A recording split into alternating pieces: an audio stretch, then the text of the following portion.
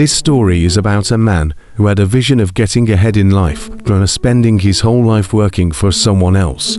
Perry Tyler had always lived a quiet, humble life. At 64, the years of backbreaking labor had caught up with him.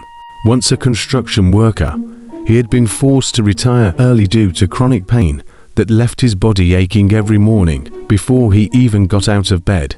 But retirement wasn't the restful, easygoing life he had imagined.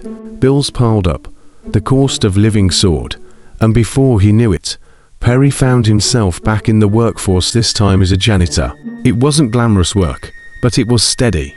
It kept him going, gave him a reason to wake up before dawn, and put food on the table. Every morning, while most of the city still slept, Perry would slip on his worn uniform, grab his mop and bucket, and make his way through the towering office buildings of Philadelphia. His work was thankless, unnoticed, but he took pride in it. He had always believed that dignity wasn't in the job title, but in the effort you put into it. On one particularly cold morning in late 2018, Perry shuffled into the maintenance room of an old office building set for redevelopment. Most of the tenants had already moved out, and soon, the building would be gutted for renovation. As he emptied the trash bins, something unusual caught his attention: a faint metallic clink. He paused, his brow furrowing. Sifting through the discarded papers and coffee cups, he spotted a small key, partially hidden beneath crumpled receipts. It wasn't just any key. It was sturdy, attached to a worn leather fob with the number 313 etched into it. For a moment, he considered tossing it aside. It was probably for an old filing cabinet or a storage closet long forgotten. But something about it made him hesitate.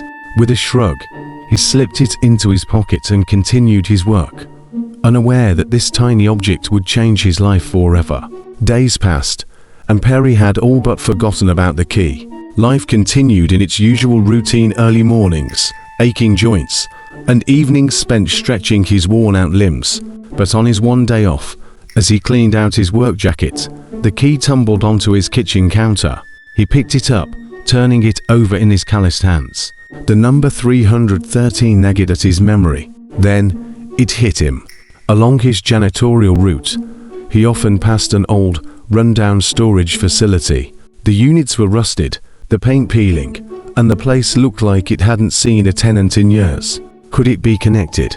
Curiosity gnawed at him. He had nothing planned for the day, so he decided to check it out. The facility was as deserted as he remembered. A broken chain-link fence leaned tiredly to one side, and abandoned cars sat lifeless in the lot. Perry walked down the row of units, scanning the faded numbers above each door. His breath caught when he reached Unit 313. The padlock was old and corroded, yet, when he inserted the key, it turned smoothly. With a deep breath, Perry hesitated. This wasn't his. He had no right to be here. But the weight of the moment pushed him forward. He lifted the door, revealing the dark interior.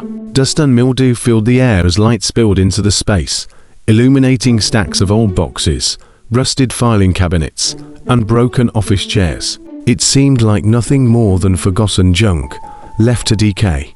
Perry almost turned to leave, but something in the far corner caught his eye: a large, unmarked metal case, half buried under discarded furniture. Unlike the other items, this case was locked. Someone had deliberately hidden it away. His heart pounded as he knelt beside it, running his fingers over the cool metal surface. The lock was thick, secure. Whatever was inside had been meant to stay hidden. But why? And why had fate put this key in his hands? Perry Tyler had spent his whole life cleaning up after others, picking up their messes, and being overlooked. But at that moment, he realized something. Sometimes life gives you a key not just to a lock, but to a new path. Whatever was inside this case, it was meant for him to find. The silence of the storage facility suddenly felt deafening. Perry straightened up and looked around, half expecting someone to appear and accuse him of trespassing. But the lot remained empty, and the only sound was the faint rustling of leaves in the breeze. He knew he couldn't open the case here, without tools, and not without risking being seen. Taking a deep breath, he heaved the case into the back of his truck.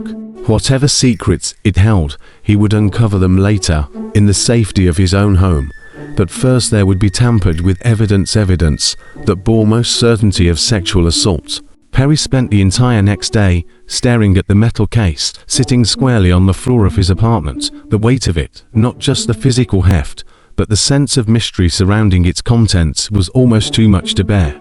He hadn't slept well, and his mind raced with possibilities. What if the case contained something dangerous? What if it belonged to someone who had come looking for its still curiosity?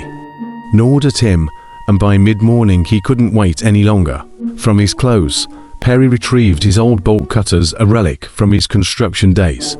He inspected the padlock one more time before carefully snapping it off with a clean, decisive cut. The lock clattered to the floor and Perry hesitated before lifting the lid.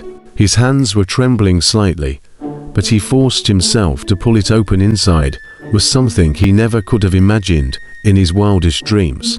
Stacks of crisp, neatly bundled cash, hundreds upon hundreds of $100 bills, packed tightly in rows, filled the case nearly to the brim. Perry's breath caught as he tried to comprehend what he was looking at. After a moment he began counting. Each bundle was marked $10,000, and there were rows upon rows of them. He quickly lost track, but estimated there had to be at least $10 million. Inside, Perry sat back on his heels staring at the case in stunned silence. The sheer volume of cash was overwhelming, far beyond anything he had ever seen in his mind. This was life-changing money, but with the shock came a flood of questions. Who would leave this amount of cash in a storage unit? Was it tied to criminal activity, drug money, embezzlement, and most importantly, why had it been left behind? Among the cash were no obvious clues about its origins. There were no ledgers, no documents, no identifiers of any kind.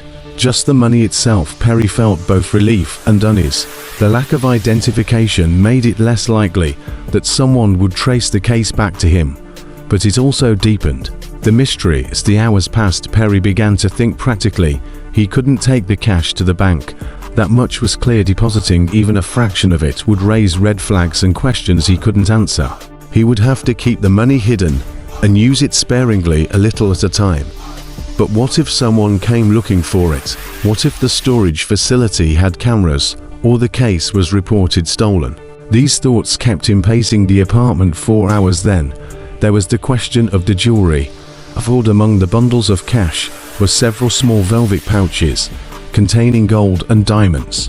Perry inspected one of the bags, pulling out a gold necklace encrusted with small rubies. It was beautiful, but it also screamed trouble. Jewelry like this would be hard to sell without drawing attention, and it was far too recognizable. If someone came looking for it after some deliberation, Perry decided the jewelry wasn't worth the risk. He would return the case with the gold and diamonds intact to the storage unit and leave it there, hoping no one would suspect it had been tampered with. The cash, however, was another matter.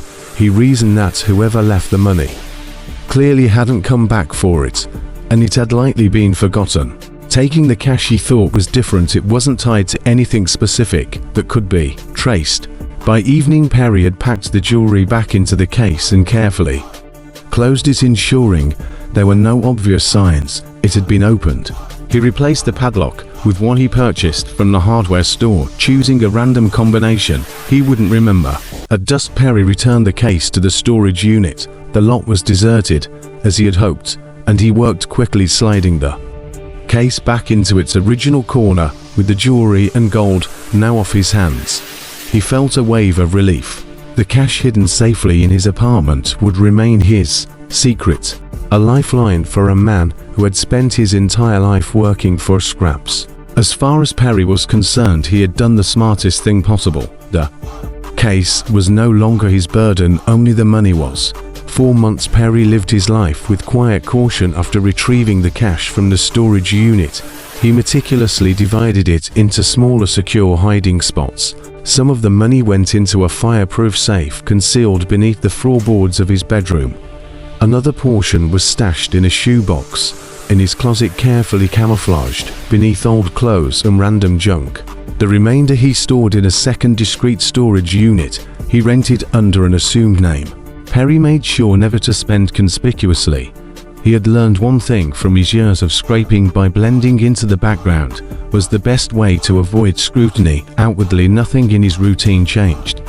He didn't have the answers yet, but one thing was certain: his life was about to change in ways he never imagined.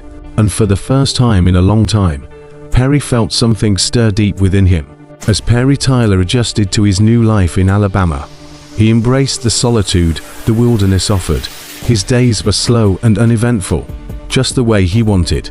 He spent time fixing up his cabin, chopping firewood, and occasionally driving into town for supplies. The locals didn't ask questions, and he gave them little reason to. To them, he was just another quiet retiree looking for peace.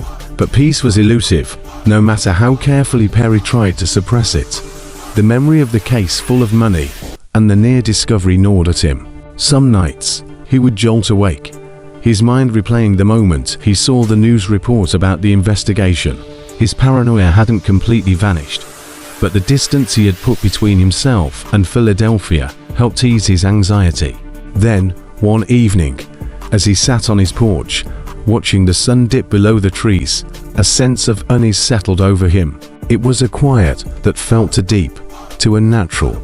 A lifetime of working in unpredictable environments had sharpened Perry's instincts, and right now, they were screaming at him.